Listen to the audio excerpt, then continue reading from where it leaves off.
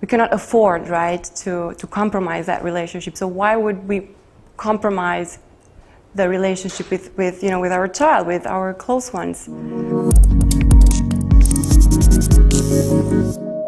Hello, everybody. My name is Anca Bârsan. It is a great honor to be here. Thank you so much for having me.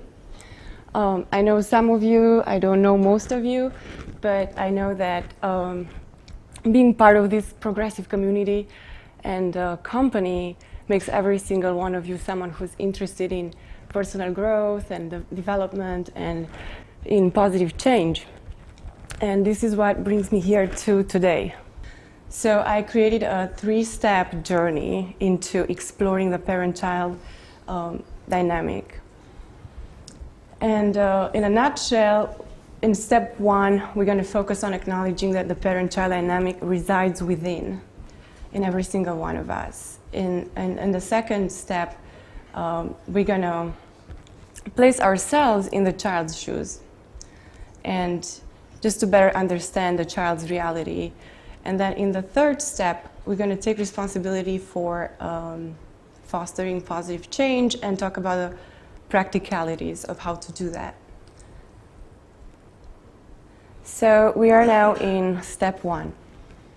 The child-parent dynamic resides within. What do I mean by that? Well, first of all, let me say what I find absolutely meaningful and significant about the child-parent dynamic is that it's the only relationship that can be experienced on 3 levels simultaneously. So on one level, we experience it interpersonally as children in relationship to our own parents. And this starts in childhood and is an ongoing dynamic that develops and continues to flow. On a second level, we experience it intrapersonally.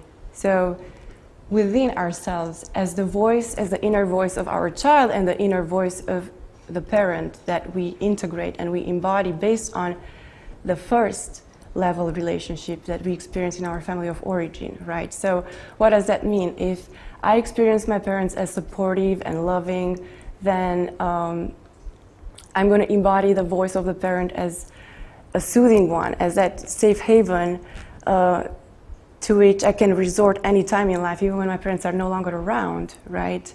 And find comfort in that place. If, on the other hand, I experience my parents as critical and abusive, that's going to translate into a lot of inner conflict in my within relationship. And if my parents were hard on me, I'm going to be hard on myself because that voice is going to continue to play the role of the parent. So regardless of whether your parents are still with you, regardless of whether you have children, you all get to experience the parent-child dynamic and the relationship in this psychodynamic way.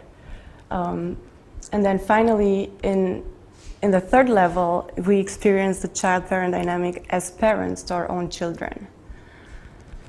And then whatever power struggles were translated into inner conflict and left unresolved, chances are they will translate into power struggles in our relationship with our parents, with our children. What was mind-blowing to me as I stepped into the field of applied behavior analysis was that we actually don't have to go and open that can of worms and unbury old traumas and try to solve those conflicts in order to address and make changes into our current relationship with our children. So this is more for the awareness, and it's there for the exploring if you're open to it, and it's also just a perspective, right, which some of you can relate to, some of you may not relate to it. But the good news is that we can sort of place a separation between the level 1, level 2, and level 3 parent-child dynamic and focus on how to adjust our behavior. And if we want to see a specific changes in our children's behaviors, focus on and know that there's a corresponding adjustment and change that needs to happen in ourselves, that the child needs to experience actually in ourselves. So really all it takes is a willingness and openness to work through that. Going into step 2, we're going to focus on understanding a child's reality. And the point I'm going to try to make here is in line with Adler's theory, which says that every single child experiences feelings of inferiority, and it's regardless of the life circumstances or the quality of the parenting. Just the condition of being a child leads to feelings of inferiority that we at some point have to transcend. So basically, children feel powerless and inferior because of their size, like they are small, and because they can't provide for themselves. They absolutely depend on their parents and caregivers to provide. They have clear wants, just like us. They know what they want to do after school. They know they want to go to the park, but if I want to go shopping after work, I can just do that. If a child wants to watch a movie or go to the park, there's always an extra step for them to navigate, right? Ask mom and dad. And so coming from that place, we understand that while both parents and children may have clear wants, what children lack is freedom, right? And coming from that place, the typical child is constantly trying to exercise more freedom, their power of influence, which sometimes can come across as annoying to parents, or come across as them pushing limits, and that can translate into a daily pursuit. So in a nutshell, children need love, affection, and to exercise their freedom, and every step of the way they strive for greater independence all throughout life. And as they do this, it is equally important for them that as they acquire greater levels of independence and control and test limits, it's important to know that that's not going to compete with the parent's affection and love, right? So if the dynamic parent-child is healthy, then a child would feel that he has enough freedom, would feel independent and loved. So there's a good balance. Those two are not competing. But if it feels as though they compete, it means that the dynamic is a little bit off balance. And so we are trying to reverse that. So stepping into step 3, we are focusing on how to take responsibility for fostering positive changes and improvements in our relationships to our children. So the best way to do that is to start with the premise that parents and children have different agendas, right? Parents root for compliance, kids root for independence. And then also, as we do this, try to develop sensitivity to both the parents' needs and the child's needs. And remember, we are both the parents and the children, right? So that parent-child dynamic. So that's where we can find that source of compassion and empathy for both sides. Then we have to allow for both to coexist, and that will help create a mind shift. With that, we can understand and feel more empathy for the kid and understand that the pursuit for independence and greater power of influence is actually a healthy pursuit. So that's a healthy attitude for a child to have. It's in the way children sometimes go about it that can become the problem, right? That can become the problem in the dynamic and cause conflict in the relationship with a parent. So taking responsibility in that sense and in addressing that would be teaching the child appropriate ways to go about that pursuit, right? To exercise greater control and greater freedom and greater independence. And what does it mean a more appropriate way? Something that works for the parent. And it can be different from parent to parent. It's really for the parent to decide. And my role is usually to help parents clarify for themselves what it is that works, what it is that doesn't work in their relationship with their children, and then support them create a plan and support them create replacement behaviors and behavioral repertoires for both them and the children. At what age can the parent, the kid, start negotiating the behaviors? I mean, probably they start exercising their freedoms at a very early age, I would expect now, since the beginning. And you as a parent, when do you know when to start negotiating? That's a great question. And so the interesting part about negotiating, and that's exactly, well, I'm going to talk more about it in step number 2, but we make agreements, whether they're spoken or unspoken, with our children and our close significant ones all of the time. So the first agreement is made when the child is a baby. When the child cries and the parent goes and checks on the child, that's an agreement that the child learns. That's a negotiation. And that can be carried throughout the child's life, right?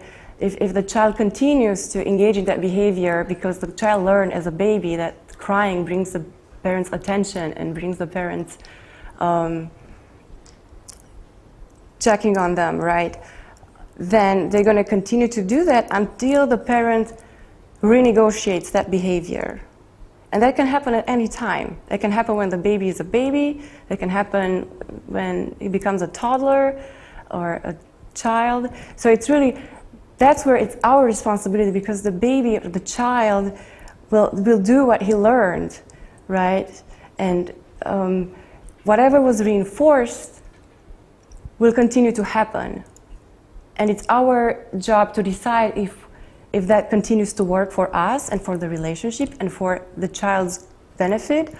And if not, we have to renegotiate and come up with a replacement behavior and a new agreement. It's important to know that every behavior is learned and it serves a purpose. And there are 4 reasons or functions that motivate absolutely any behavior and everyone's behavior, child or adult. And those are access to tangibles. So we work for money, right? That work is a behavior, and we work to get access to money. Children might finish their vegetables so they can get access to candy. That's a behavior. Escape from an undesired task or activity. A child might tantrum to escape having their teeth checked or doing homework. Sensorial stimulation, that's about pleasure, right? We swim or go for a run or get a massage because it feels good. In the same way, kids have needs that have to do with sensorial stimulation and pleasure, such as jumping, running, and so forth. And then attention seeking, that's a big one. We do so much. We spend a lot of our time seeking attention and approval from others, and so do children. So in other words, any behavior is just a means to an end.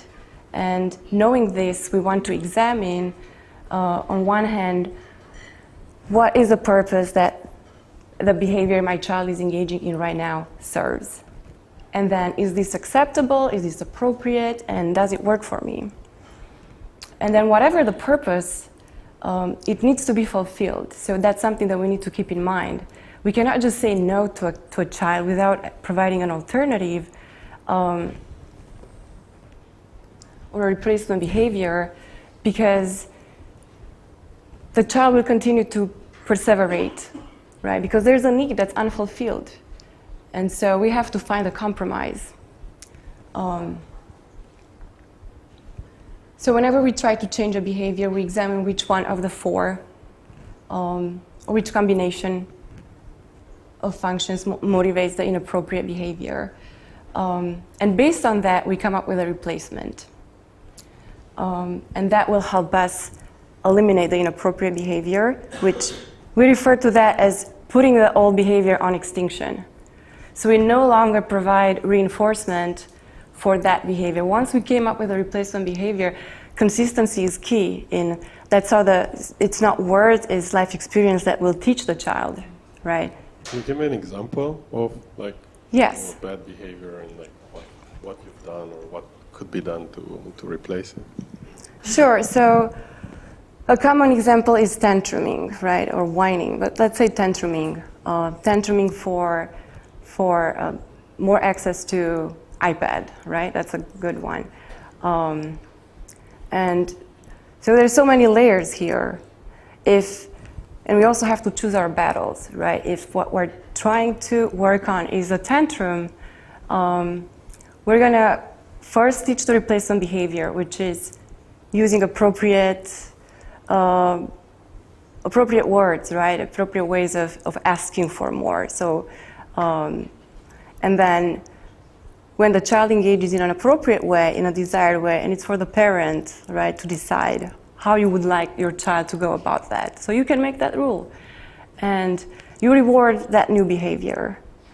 And then there's another layer to this. Sometimes the child may engage in the new replacement behavior, and the iPad cannot be available, right? So you can praise the behavior and reason with the child, right? Sometimes no is no. And you can provide two alternatives. So iPad is not available, but you can read a book, or depending on the age, depending on what other interests they have, build with blocks or whatever works.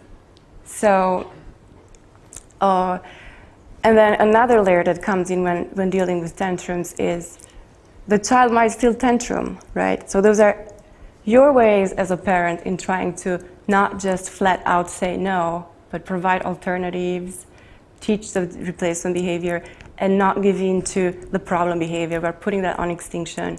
So that means we create a protocol for the parent to handle the tantrum because it's going to happen. And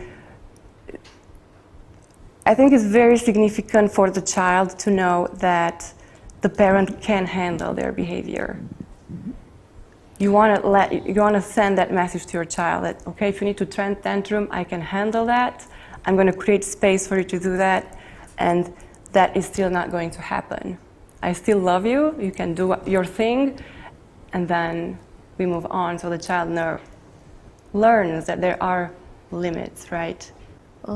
What happens when you create a new agreement with either one parent and it consistently reinforces it, but the other parent does differently and still gives in on the tantrum, or the grandparents, which happens, I guess, more often?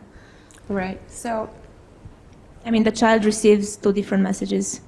What usually happens, from what I see and also supported by research, is the child will disengage in that inappropriate behavior in the presence of the parent that holds the contingency strictly, right?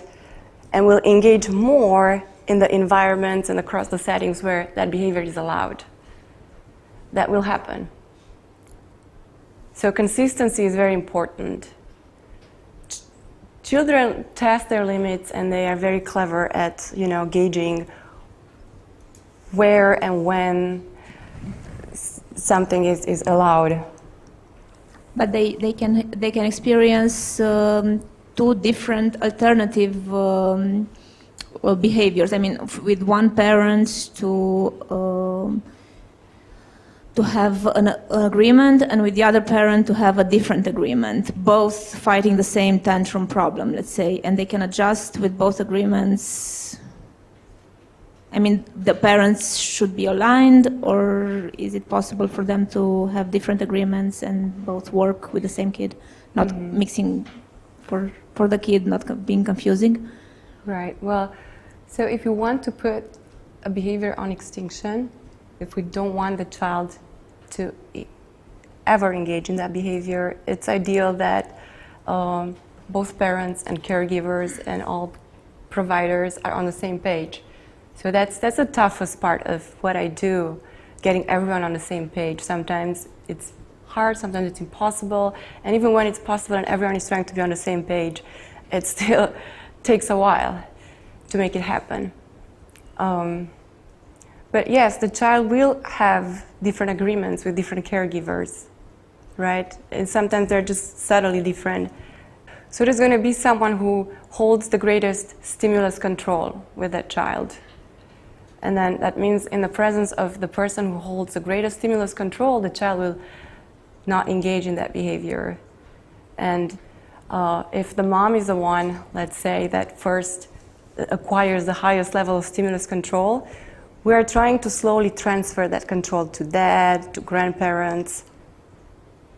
And mom is going to model for dad and for the grandparents and everyone else who's kind of engaging with a child, how that should be handled, right? The child will try to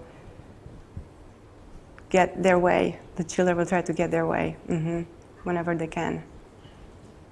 Negotiating your relationship with your child, I don't know how you feel about that concept. Some parents might think, I don't know, negotiating, I shouldn't have to negotiate, right, with my child. I should just be able to have my expectations. And that's true, and that's a valid point, you know. But the truth is that whether we're aware of it or not, we are already doing that. So since we are doing that, you know, more or less aware of it, and whether it's spoken or unspoken, it's why not make it on a clear negotiation and an open negotiation. And by doing that, you teach the child, also you model for the child, a healthier way of navigating the world, right? No one wants their child to cry their way through life. By negotiating with your child, you foster cooperation and better communication. And there's that sense of respect, right? We negotiate with our business partners, with people that we know that we respect and that we are not, we cannot afford, right, to compromise that relationship. So why would we compromise the relationship with our child, with our close ones? A good example in negotiating with children is looking at how attention is being negotiated in the home. So I would observe a child and a parent interact. Let's say there's little John and little Mary and they're siblings and they play, and all of a sudden there's conflict between them.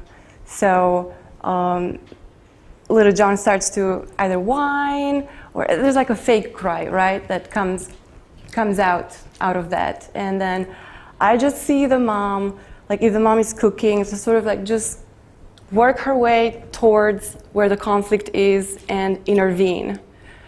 And then I would point out that, like, look what just happened. That's your agreement with your child. That's how your child learned to gain your attention during the stress. And that's how you respond. So, and the question is, what's wrong with that, right? Well, it doesn't have to be anything wrong with that, but it drives the parent nuts. And mom expressed that, right? Because it happens often. So I'm like, okay, so then it is a problem. Then it is affecting your harmony in your home and in your relationship with your children. You are not happy with that interaction. So what do you do to maintain it? Let's look at your part. Well, you continue to go and intervene and jump in and fix the problem without teaching your child to reach out to you first in a way that works for you, right? So even a simple adjustment like the child first saying mom, even that can take work to actually change the behavior from whining to saying mom in order to gain the parent's attention. But that's boundaries that need to be taught. And so that's why oftentimes parents are confused. Is this okay? Is this not okay? And it takes it takes some time to actually clarify, and it's important to clarify for yourself as a parent, does this work for me or it doesn't? And if it doesn't, then it's a problem, and then you want to work on that and on those agreements. How many of you here are parents? Can I see a... Okay. Can you relate to any of this? So, yeah, you've talked about negotiation, and I think one of the mental hooks parents have in negotiating with their child is that they are allowed to enforce stuff. With my business partners and my colleagues, I cannot really enforce, and that's why perhaps I treat negotiation in one way and at home on a different way. And at which point the negotiation need to turn into enforcement? Does it need to? And any other stuff that you want to add to these questions? Just to clarify, when you say enforce, do you mean imposing? So imposing when is it okay to impose on a child? It depends on the situation and from case to case, but you get to make the rules. So how can you have your rules and at the same time have harmony when maybe that feels like it's competing with your child's desires and needs, right? And that has to do with sharing control with your child, learning to share control. And that's a skill that's actually taught, that I teach parents, shared control. And I'm going to move to the next slide, right? This is a question, you're not alone, because every parent that I work and interact with wonders the same thing. What can I do more of or less of or different than what I do to nurture this relationship, to create more harmony with my child and to improve the dynamic? And these are a set of principles that really, I'm going to come back to shared control if there's more that you'd like to hear about that. But I'm going to go over this list of principles that foster positive change. I know for the sake of time, I'm not going to have time to maybe elaborate on every single one of us, but you can ask which are the ones that maybe you'd like me to address, that maybe speak to you. So, allowing your children the freedom to fail. I think that's an incredibly important one. Using your child's name for attention gaining only. Practicing shared control.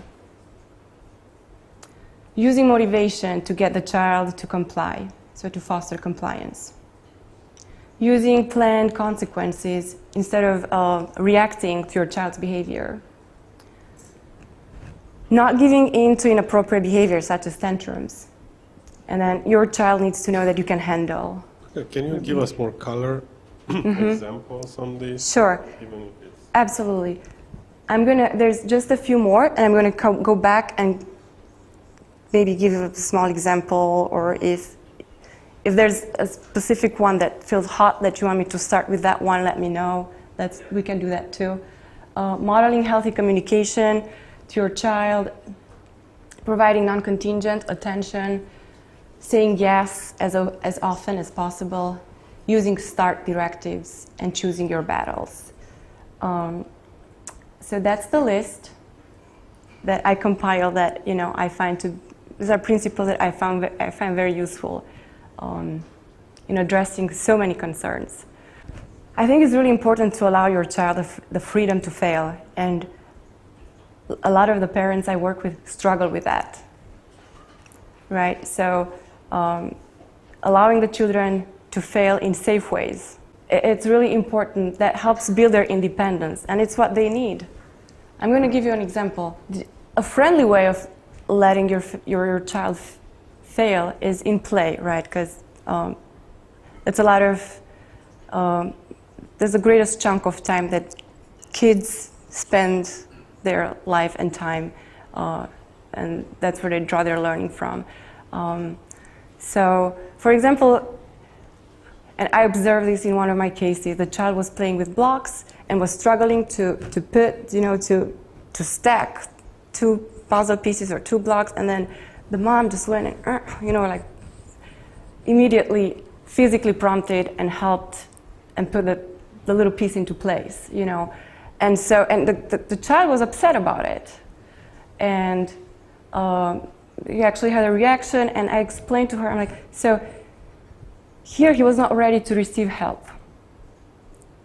And it's very important to actually ask permission when you want to help your child, because that's more empowering. When you intervene because you see that your child is struggling or is failing, but before the child is ready to receive the help, that's crippling to the child.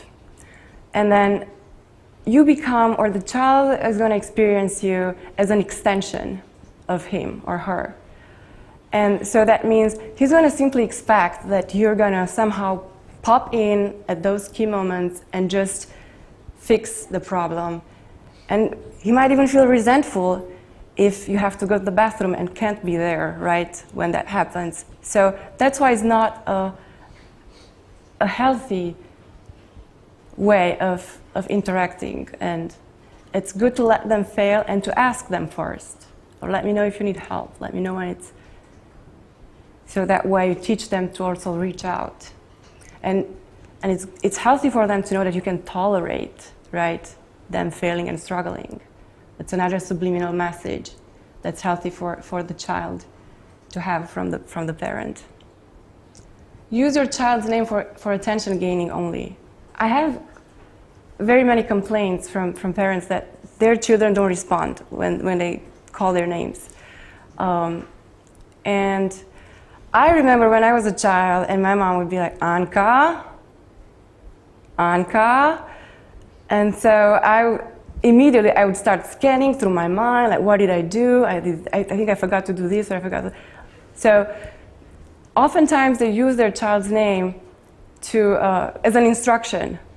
Like in one case, mom said J, and that translated, I was observing, and that translated into J, share with your sister. In another case, mom said J, and that translated into J, it's not nice to hit your sister. So I teach the parent to separate the instruction and the subliminal message from the name. Just use the child's name just to gain the child's attention. Once you get the child's attention, actually express what it is that you want to express. And make sure that you don't only call your child when they're in trouble. So try to pair their names with positive interactions as well. Any questions? Yeah, I mean, what consequences do you think it does to the future adult? I mean, when anybody calls me Christina, I immediately associate with doing something wrong.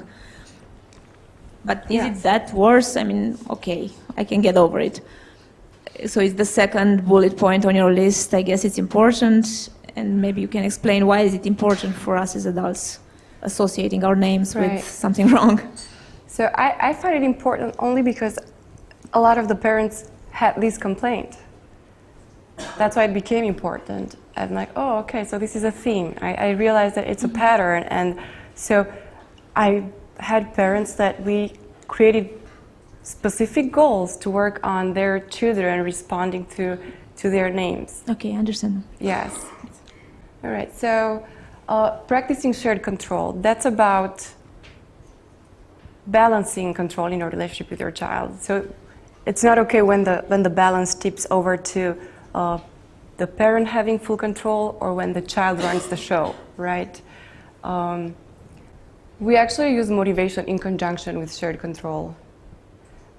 That means taking into account what it is that your child is interested in doing. So at any given point in time, right, you have an agenda, your child has an agenda, right? The dinner is ready, child is still playing. The child wants to play, you want your child to be at a dinner table. That's an example. And so shared control is really factoring in, asking yourself, what is it my child is doing right now and my child wants right now, and what is it I want in this very moment to happen? So then you create that compromise, and there's different ways of going about it, but it could be as simple as letting your child know, like announcing that transition, 5 more minutes and then this. Or first, simply bonding with a child before you place what can be aversive to the child. Dinner can feel aversive. Dinner time can be like, oh, that for children. It just is. And so before you let them know what is on your agenda, you can, for 1 second, it makes a difference to go and see what it is they're doing and bond and make just a few comments about what they built or what they're playing. And if using motivation and negotiation, sometimes you can use whatever it interests the child as the reward. So sometimes you need the child to comply right then, right now. And shared control is having control over access to iPad, access to the things that your child is interested in, right? That way you become associated with a reinforcement. You are a reinforcer. You are the one who actually provides access, and that's important too.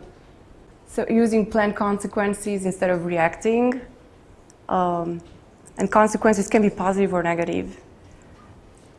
Consequences have to do with how the child experiences, whether he felt reinforced, whether he got what he wanted or he didn't get what he wanted. That's the consequence. When do you go on negative consequences? When is that a useful tool to have? Negative consequences. We look at consequences as in terms of reinforcement. Did the child get reinforced for a behavior, or he didn't get reinforced for a behavior? So if the child got reinforced, that was a positive consequence. If the child cried in the store and the parent ended up buying a toy for the child, then that's a positive consequence for the child. And chances are he will cry again because he learned that that's how he gets to get what he wants. Or if the child had to do homework and crying led to an escape, then that's also a positive consequence for the child. You see what I'm saying? Negative consequence, it has to do more with punishment or natural consequences that feel aversive to the child. So having something taken away, like the iPad taken away or the toy taken away, or...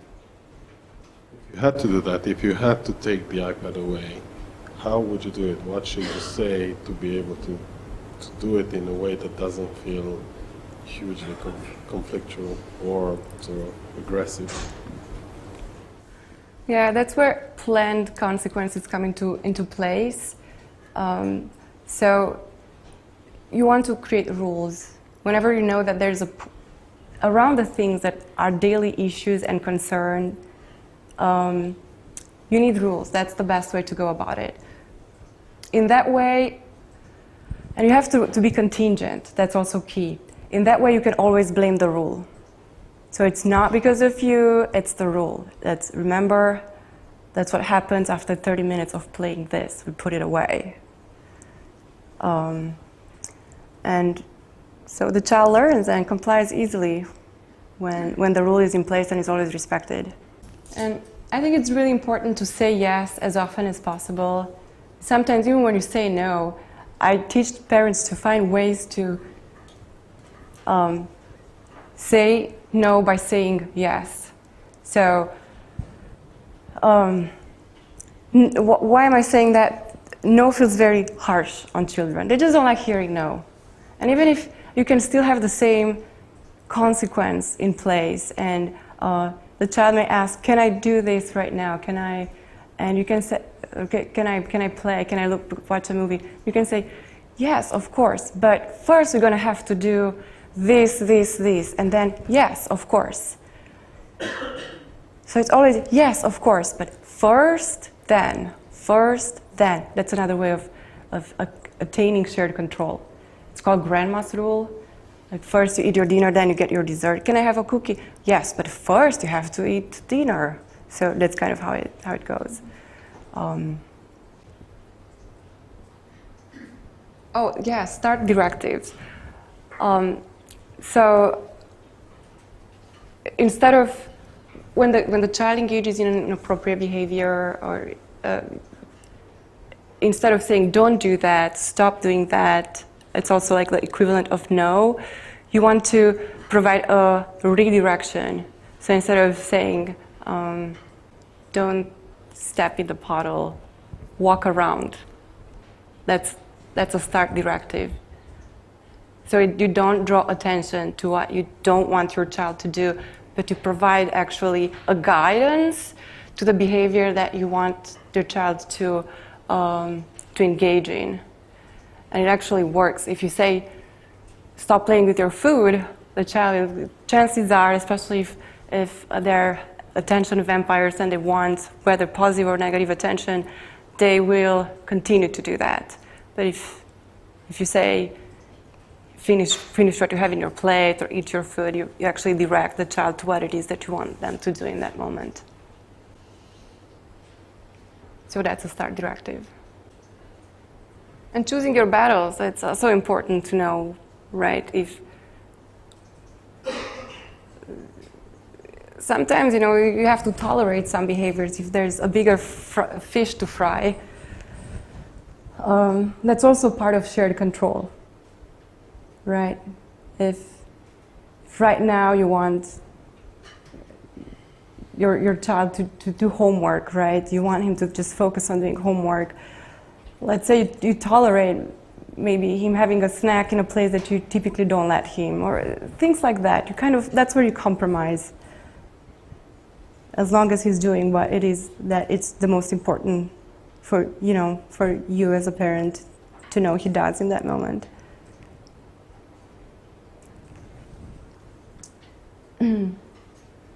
So at the end of the day, you want to be the voice you want your child to embody, and people grow when they're loved well, and if you want to help others heal, you have to try to love them without an agenda. It's hard, but just keeping that in mind and having that mindset, I think it's the beginning of a better start.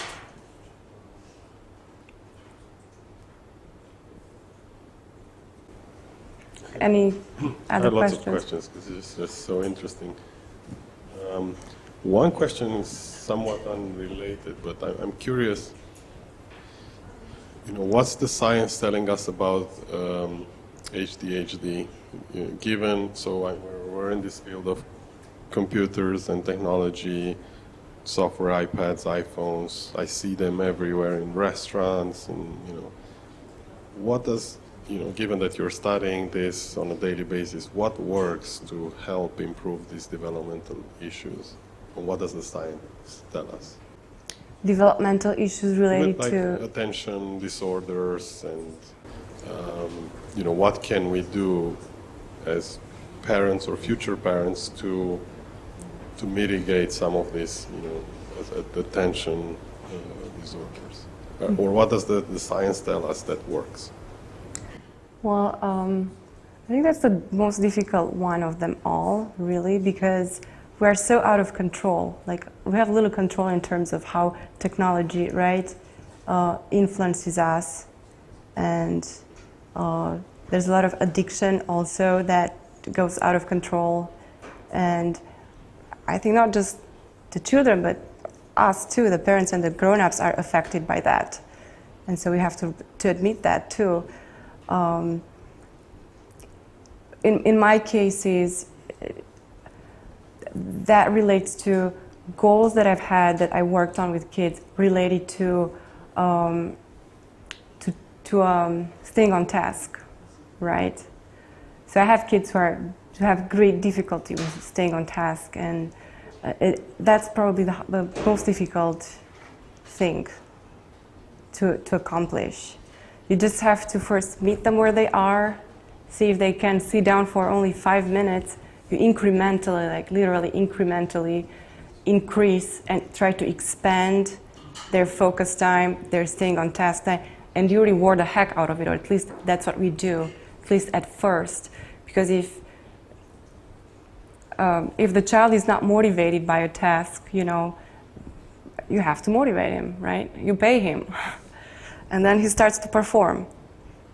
That's a negotiation. And I'm not sure how that's being received, but by most parents. But out of all options that I've seen out there, it's probably the healthiest one.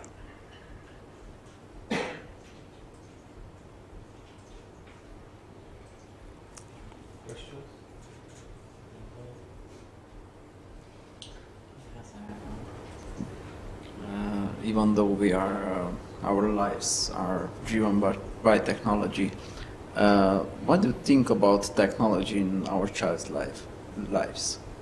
In my experience, their life is much better without any technology, at least until an age of 5, 6, 7, 8.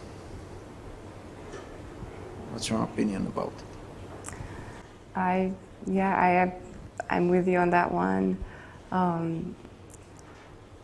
I try to encourage the parents to limit access to technology and only use it as rewards, but to balance it with, just healthier and more appropriate child activities.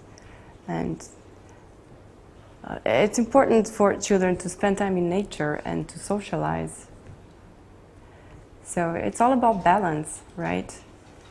And you're the one who kind of has to decide how you're going to create that balance, because your child might want to only spend time on his iPad. So it's something to be monitored closely, right? And if it becomes a problem as an addiction, then something needs to be done about it. You said at the beginning, maybe you can go back a few slides, that there are a few needs that have to be met in the end. Does it mean that, okay, if there is the need for attention, in the end you have to give that attention, so you don't cut the attention? This is a punishment if you cut it. So you just teach the kid to reach out for attention in a different way. In a way but you give the in a way that attention. works for your relationship with your kid. Yes. So in the end, you identify the need or the combination of needs, and you satisfy the need, but you teach the kid how to reach out to you in a way that's appropriate for you too. Correct. So if there's a problem behavior in going about that need, you teach the child you identify what it is that the child needs, and just teach the child the appropriate interaction that works for the harmony of the relationship and works for you as well as a parent. But ultimately, every single behavior, right, serves a function, and every need needs to be fulfilled. It will not work unless you address it.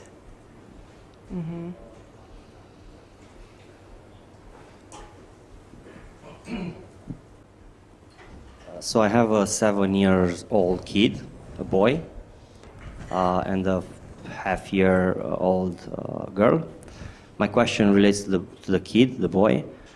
How do you react to the fact that he literally wants to be 100% you in this lifetime? Like, do you know that there are other things that he can be interested in, but he's like, that's all he knows? So how do you react? Do you encourage? Do you try to show other ways? What do you do?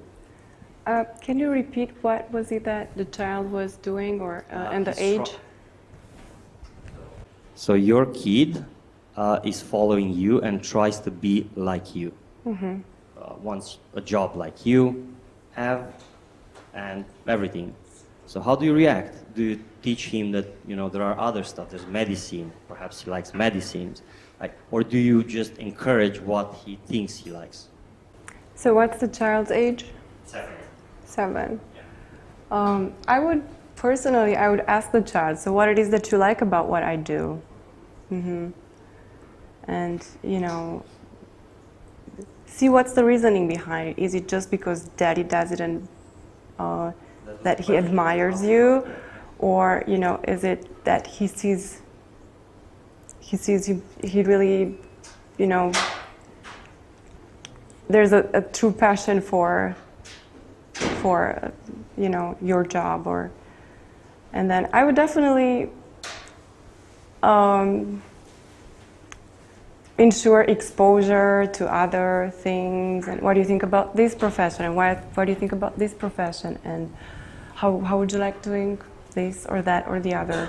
And he might change his mind, but sometimes kids do know what they want from the beginning. Sometimes they change their mind. Sometimes it takes a lifetime for an individual to figure out. So you can come back to it, you know, and as he develops, right? Because now he wants that with the mind of a 7-year-old. If he's going to want that with the mind of a 14-year-old, and if he's going to want that with the mind of an 18-year-old. Do you recommend filming the kid, taping the kid when he has a tantrum? I mean, my daughter is 9.5, and I was contemplating filming her when she's behaving totally irrational or when she's having a crisis, just for me to relate with her afterwards when everything is calmer and to discuss the problem. How do you feel about it? So you would watch the tape together when we are calm and we can discuss if it's a good behavior, why did she react like this, what were the feelings, and so on. So I'm not sure how.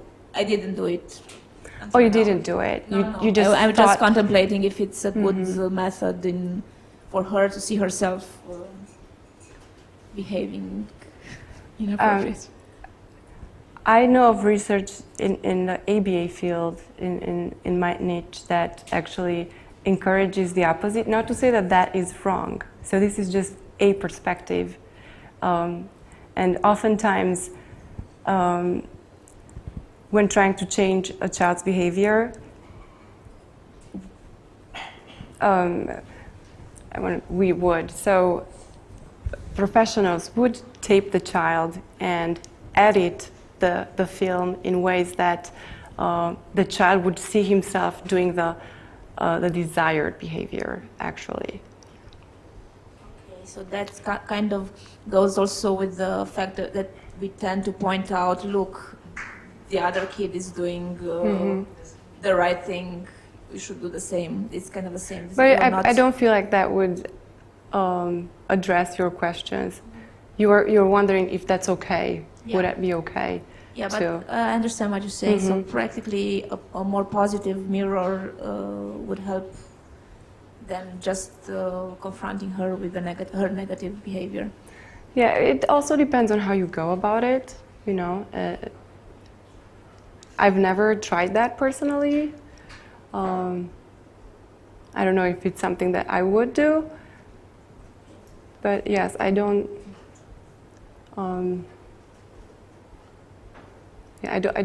I don't see it as wrong or right. Okay. Related to motivation, I wanted to ask you, how do I motivate my child to do something that he's afraid of, but it's somehow mandatory for him to do it? And I tried explaining him rationally for him to understand, but I have no idea how to motivate him. What's the He's going swimming. A couple of months started swimming, and he's afraid of water.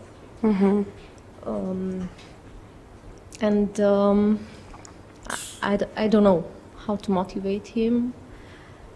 He's going with his colleagues. He's in a friendly environment, but in the day that he has to go, he cries in the morning and says he doesn't want to go. He doesn't like it.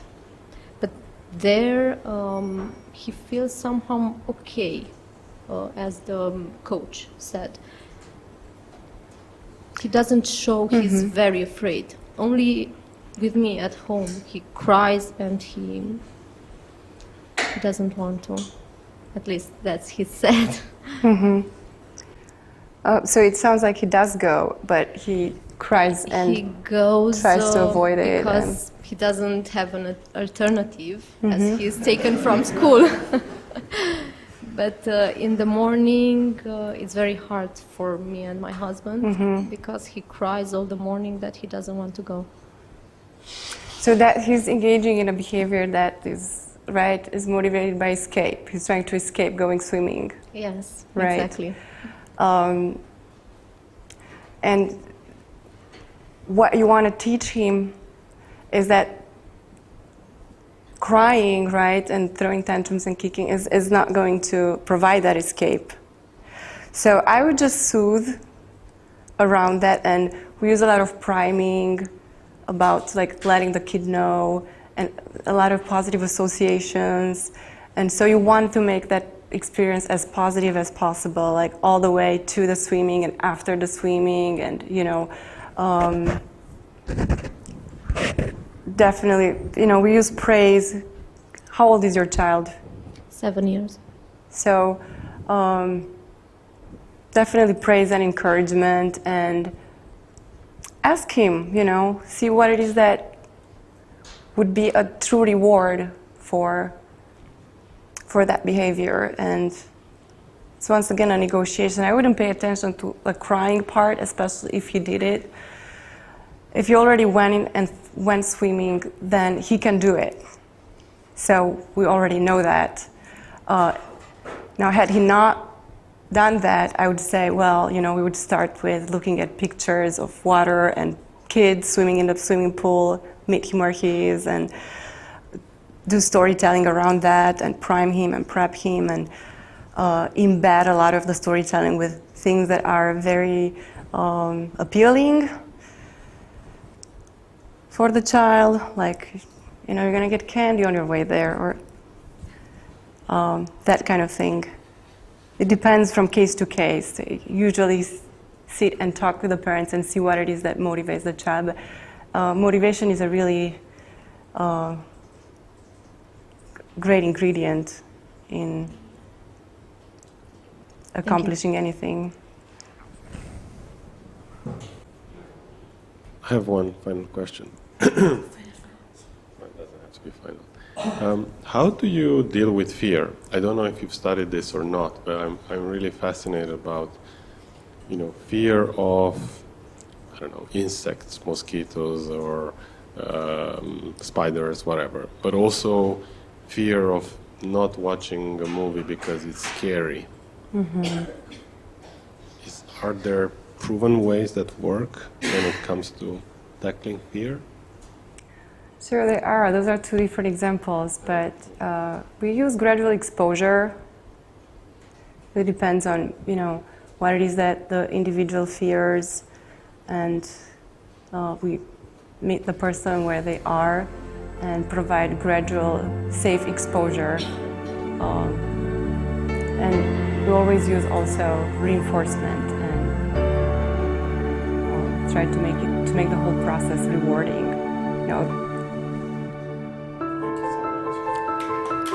Thank you all.